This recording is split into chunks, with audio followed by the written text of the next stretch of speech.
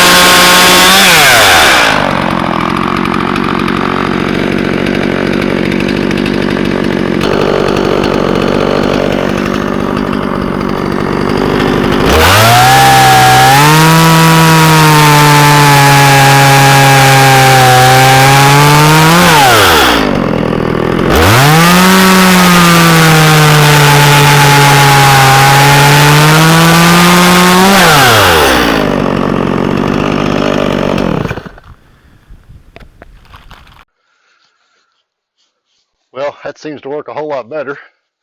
Thanks for pointing out the mistake on that one. And again, guys, please thumbs up if you like the video, subscribe to it, and let's go see if we can't cook that egg. God bless y'all.